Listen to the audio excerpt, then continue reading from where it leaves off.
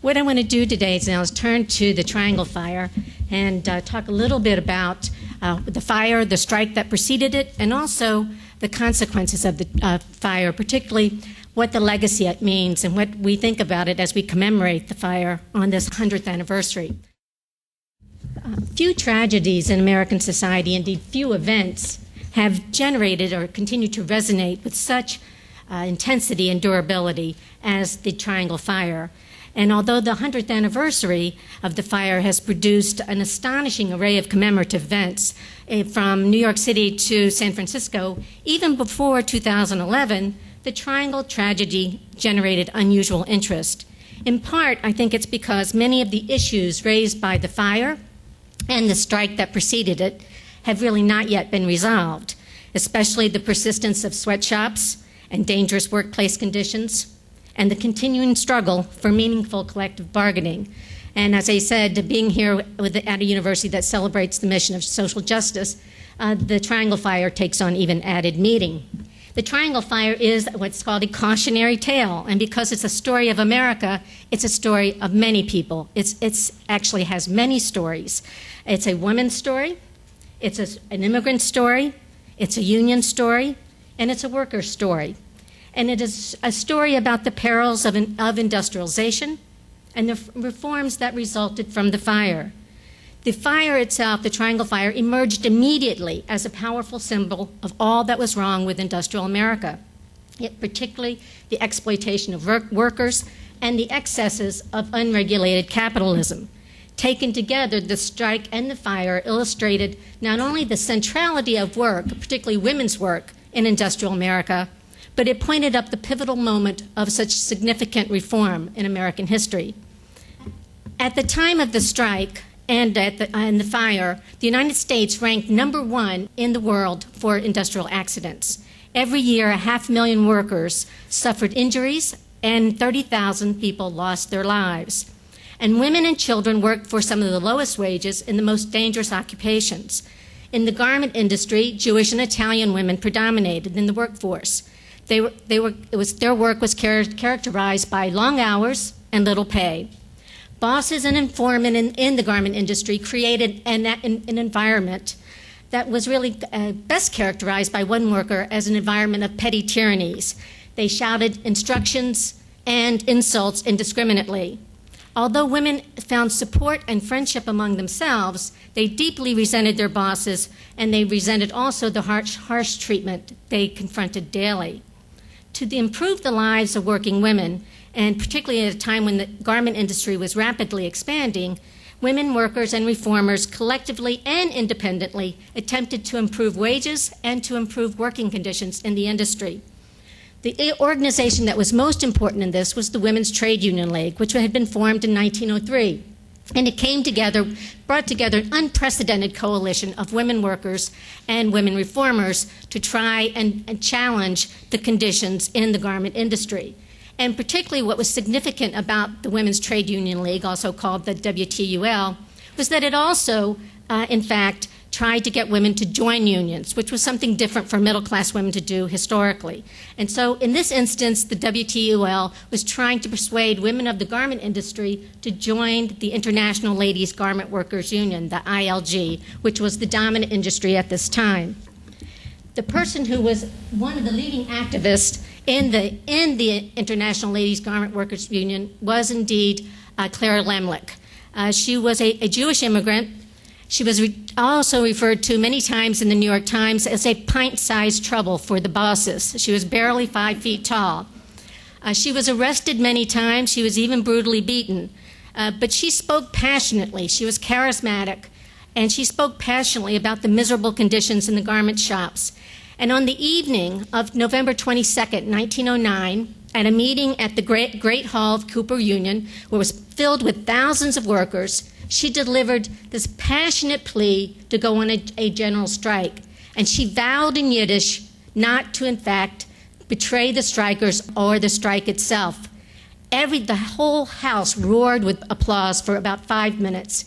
And it motivated everybody. And there was such passion and such interest. It was palpable. And for 5 minutes, after 5 minutes of thunderous applause, all present in Cooper Union vowed to go on strike. The next morning, 15 to 20,000 workers walked off their jobs. This incident of worker activism for women in particular, and young women and young immigrant women, stunned the city. It also paralyzed the industry.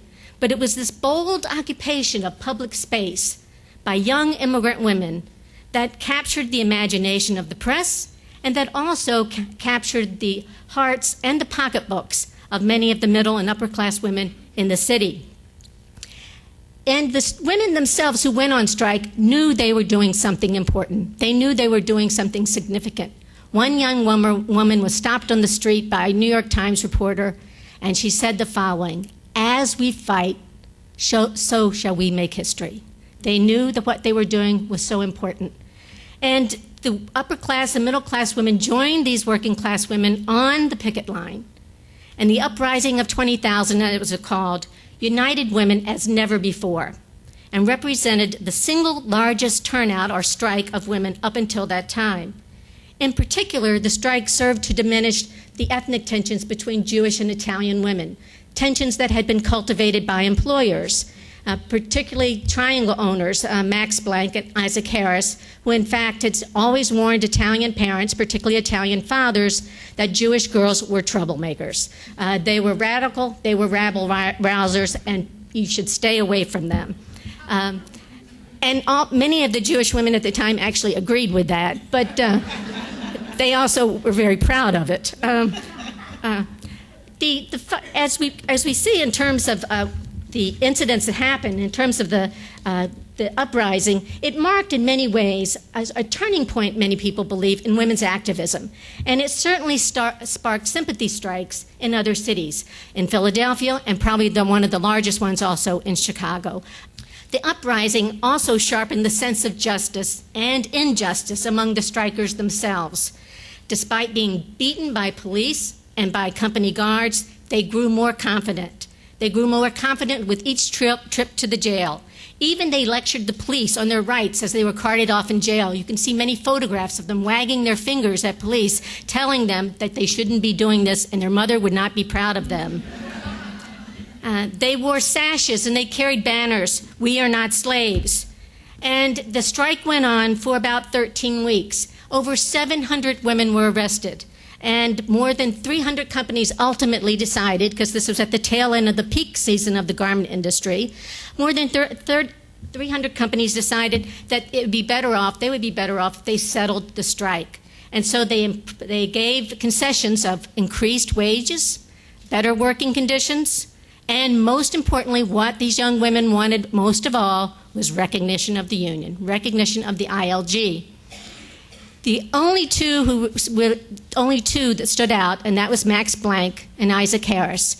They were owners of the Triangle Company, and they were determined anti-unionist. And they refused to recognize the union, even though they did grant some minor wage concessions and some minor work condition concessions. But they steadfastly refused to in fact recognize the union. Their refusal was significant because they were the largest producer of shirtwaists or blouses in New York City, and they were known as the Shirtwaist Kings. But they were also they were singled out at the time of the strike even by the New York Times, which was relatively conservative, and it said that they had engaged in particularly harsh treatment of the strikers. The socialist press had the Call, however, said something very different about the Triangle Company. It said, "With the blood, this name will be written in the history of the American workers." And of course, just about a year later, people were going to hate or find that name even more revolting with the fire, as it destroyed the lives of many of the same young women who were participated in this great uprising. The Triangle Factory occupied the top 3 stories of what was then called the Ash Building, now called the Brown Building at NYU. It occupied floors 8, 9, and 10. And the fire broke out on the 8th floor. This factory was what was called a skyscraping factory. And then the fire spread to the 9th and the 10th, or the top floor. Its intensity was extraordinary. It was fueled by piles of clippings, by rags and grease for the sewing machines, and the casualties, as you've already heard, were high. 146 dead, all but 23 women. The youngest that day who died was Sarah Maltese. She was only 14, and her sister and her mother also perished in the fire. In one afternoon, Salvatore Maltese lost every female member of his family, his wife and 2 daughters. The Triangle Fire was the deadliest workplace tragedy in the history of New York City until September 11, 2001, and it occurred in what was billed as a fireproof building. Now, when I think of this fire, I like to think of that each floor of the Triangle factory tells its own story about the fire. The fire started on the 8th floor, probably caused by a cigarette or a match tossed into a bin of scraps.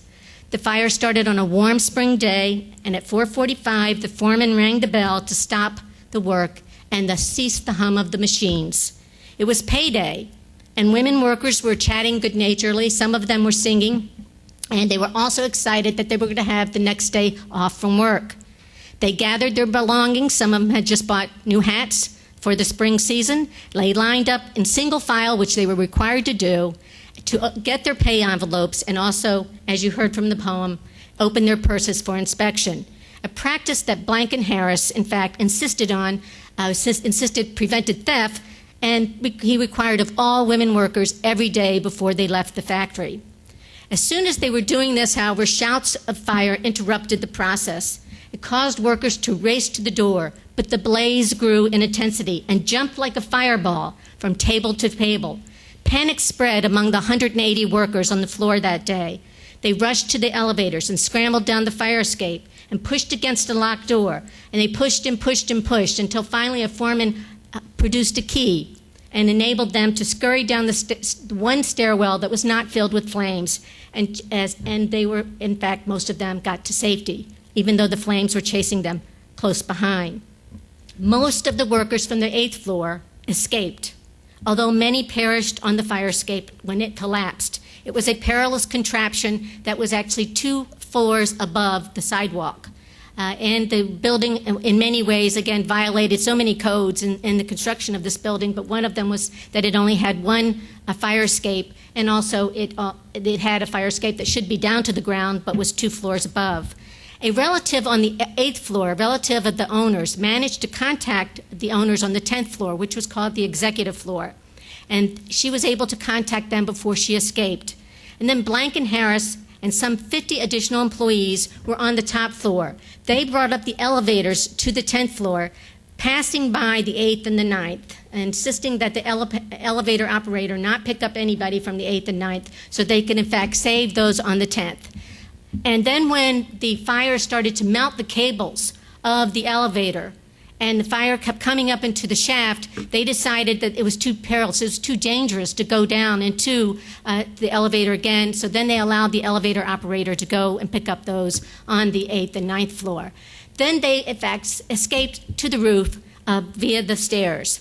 The triangle, and once they did that, they were clearly, it was something that they were able to do because there was assistance from an NYU professor, but also most of them were able to get up to the 10th floor. As a result, there was only 1 casualty from the 10th floor.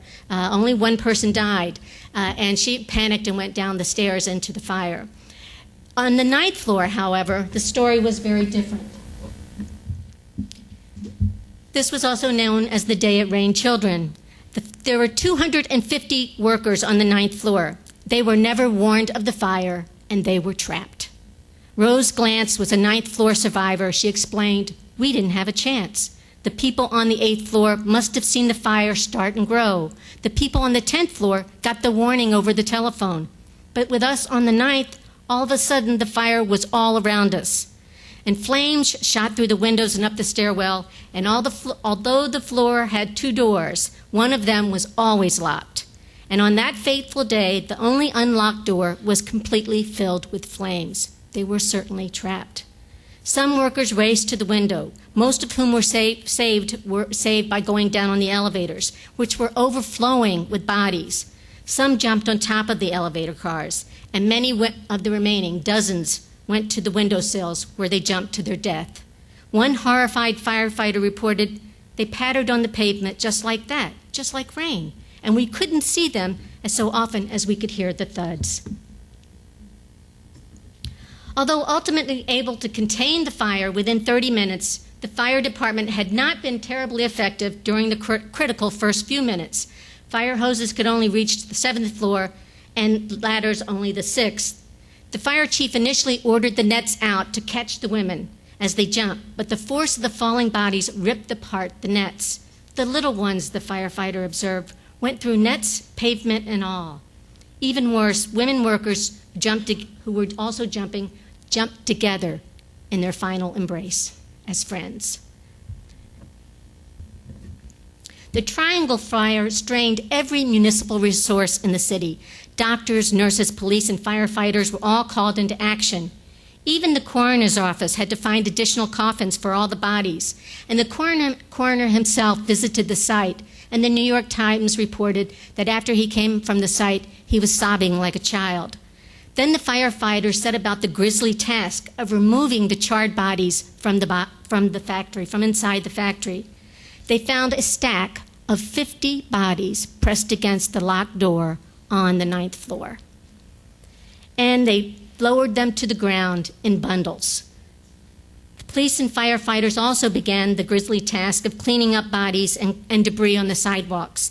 They collected purses, they collected pay envelopes, hair ribbons, combs, rings, and many of them engagement rings.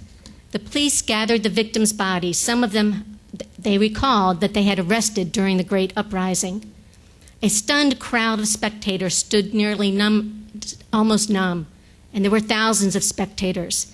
And the parents, the mothers in particular, began arriving at the factory to search for loved ones. The wailing sounds of mothers and relatives looking for their daughters and siblings could be heard throughout the night.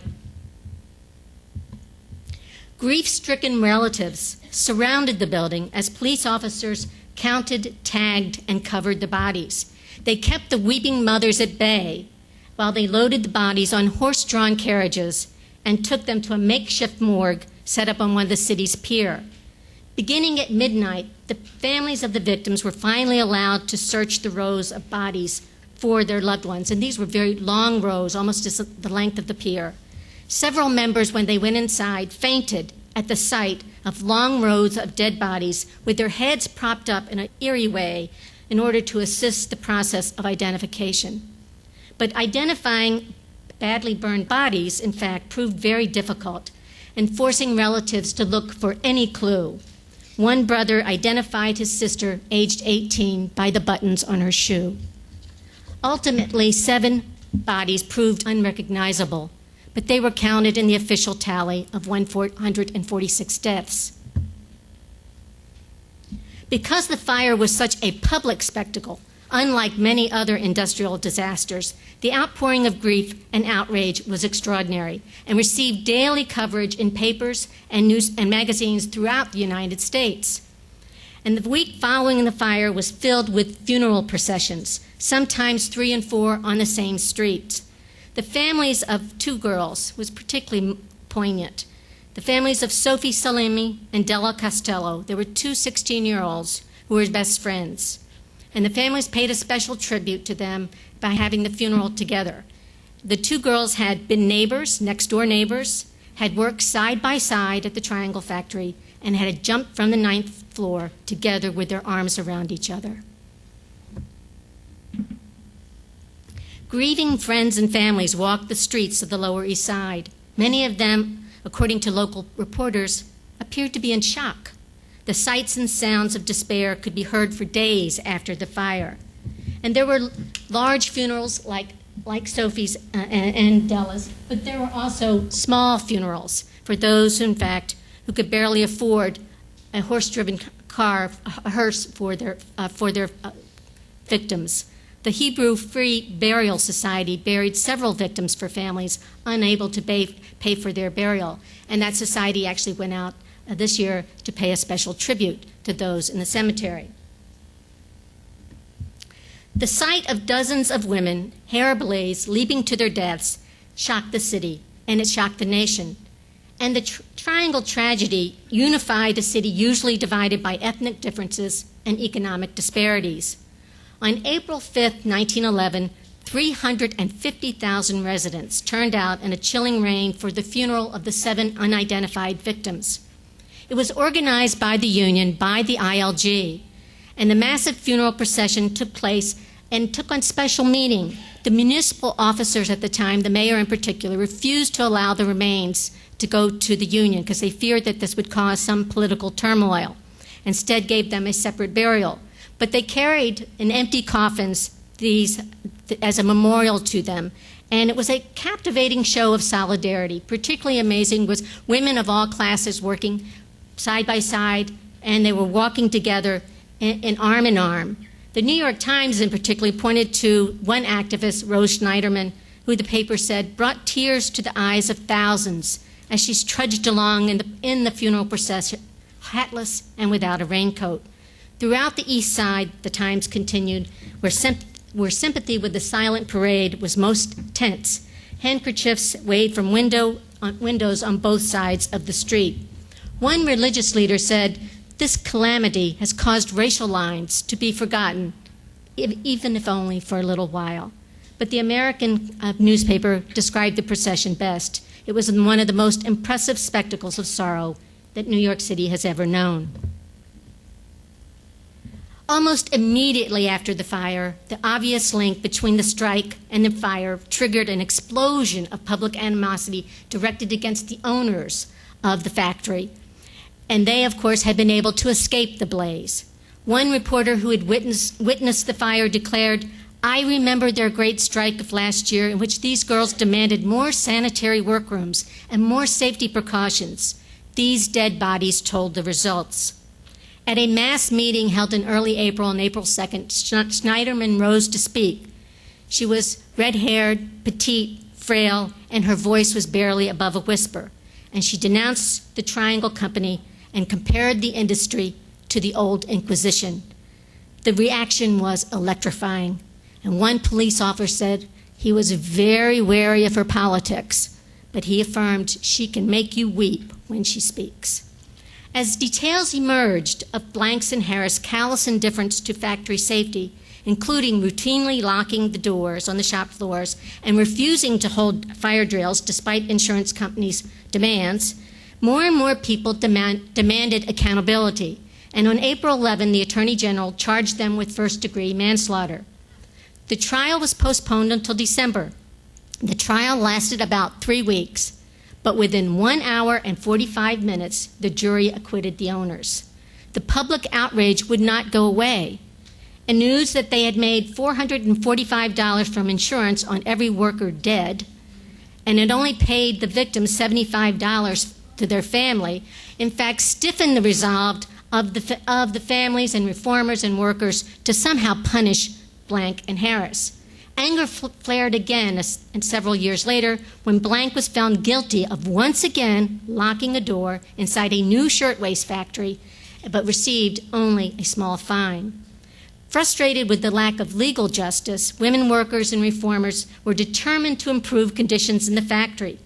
And although the politics in New York City were hardly conducive to reform, particularly with the dominance of Tammany Hall, they were clearly not friends of labor. There were two leaders in Tammany Hall, Al Smith and Robert Wagner, who persuaded other Democrats to embrace factory reform. And by doing so, they transformed the Democratic Party from one of bossism and corruption, although some corruption lingered on, to one of progressive reform. Couldn't quite stamp it all out. The governor of New York established the Factory Investigating Commission with Smith and Wagner at its head and gave them unprecedented authority to make changes in the factory system. It produced volumes of testimony and stunning, in fact, if you haven't read them, they're shocking descriptions of abuses in the factory. It ultimately was responsible for the passage of over 30 new laws regulating factory conditions. Indeed, it used the Triangle Fire as a model, insisting that all the problems in that fire had to be remedied. More stringent requirements for fire drills and escapes, stronger regulations against locked doors, blocked exits and aisles, and the presence of combustible materials. And we've got lots of experts on that today. The commission set new standards for ventilation and sanitation, and it reorganized the state's labor department to oversee working conditions. They also passed protective legislation for women and children. And as a result of all this outpouring of reform, New York emerged as a model for other states in factory reform. Even judicial rulings were revised as a result of the fire, and employment liability was changed to make employers more accountable for what was taking place in their factories. The fire has been described, the Triangle Fire has been described as a focusing event, an event that provided a lens through which remarkable political and social reform occurred. And there is no doubt about it that the fire itself catalyzed the forces for change. It was, as Sam Gopper said, it was because that women had to burn before we got safe factories. As a major consequence, the Triangle Fire created a new public standing of the hazards of factory life throughout the United States, not just in New York. 50 years later, on the anniversary of the fire, the ILG, which had worked to keep the legacy of the fire alive, even coining the phrase, the fire that lit the nation, they invited Frances Perkins, who had been the former Secretary of Labor under President Franklin Roosevelt, to pay tribute to the victims. And Perkins was invited for a very particular reason. She had, in fact, personally witnessed the fire on March 25, 1911, and recalled at the anniversary that she had stood, quote, in frozen horror that day as women plunged to their death, and she vowed to do something about it. As she spoke, what was even more moving was there were several survivors of the fire on the stage who sat behind her, silently weeping.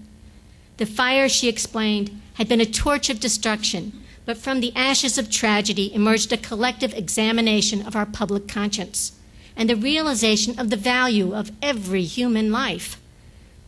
It was, she declared, the day the New Deal began. They did not die in vain, and we will never forget them. Now, as we commemorate the 100th anniversary, we revisit the legacy of the Triangle Fire. We drill down deep to find the public meaning of such a public and horrific tragedy. But we also must recognize that this fire was first and foremost a personal tragedy that destroyed young women and devastated their families. So it's only fitting that after 100 years, the names of the unidentified victims have finally been discovered through the years of hard work by an independent researcher. 100 years later, we now know all the names of all 146 victims, and it was just released on the eve of the 100th anniversary. Clearly, legal and political gains were made as a result of the fire. There's no question of that. But we also must acknowledge that these struggles continue. Progress is not necessarily linear, and battles are refought, and sometimes reforms are lost. History, as one says, sometimes goes backwards, and many groups recognize the need to reclaim the victories and the inspiration that informed the reform after the fire. And there is also the recognition that the fire that lit the nation now lights the global economy, producing harrowing working conditions in countries like Bangladesh, among others. The Triangle Fire must also be seen not only as a tragedy, but as an industrial accident, an industrial disaster that traumatized workers and also traumatized a nation. Scholars of disasters have shown that such disasters like the Triangle Fire can function like what they call social X-rays, providing penetrating images that reveal the tears in the social fabric and that also produce some forms of solidarity or unity, even if only temporarily, in the aftermath. Certainly the Triangle Fire did precisely that. It revealed the major fault lines in American society during the Progressive era: immigration versus Americanization, women's rights versus workers' rights, and machine politics versus social justice. And it also brought together a diverse coalition of workers and reformers who were united, at least temporarily, in their pursuit of justice and significant reform. The Triangle Fire was indeed an illuminating moment in our American past, for it revealed both the contradictions and the connections that shaped industrial America. Perhaps, moreover, as we think about commemoration of these disasters, we can also think about this commemoration, I should forget that one, the anniversary of this, the commemoration of this as, in fact, a social X-ray itself. In fact, as we look back and drill down deep, and in terms of Discover This Meeting, we should see at this moment that it enables us to see both the forces that divide and unite us, especially useful as we see the diversity of groups that claim the Triangle Fire as an essential part of their past. Certainly now, for all unions, the message from the fire, 100 years later, is to continue to organize and work for substantive collective bargaining and continue the struggle against sweatshops and unsafe workplaces that exist today. For our newest immigrants, some of who say the sweatshop has moved to the service sector, it's still a struggle for respect and recognition, as well as for workers' rights. And for our older immigrants, the fire serves as a reminder of the important role that Jewish and Italian women had in industrial America and reconnects them to their immigrant roots. Because the fire is, as we said at the start of the talk, a worker's story, a women's story, an immigrant story, and a union story, no one group can claim ownership of the history and significance of the fire. It belongs as well to the firefighters and the safety engineers. And precisely because the fire speaks to so many constituencies, its meaning has been both contested and universalized from 1911 until the present. The fire then both represented and still represents many of these same constituencies, and that explains why the Triangle Fire was and is an epic American tragedy that continues to resonate so deeply within us today, and it also, in fact, continues to both horrify and inspire us. Thank you.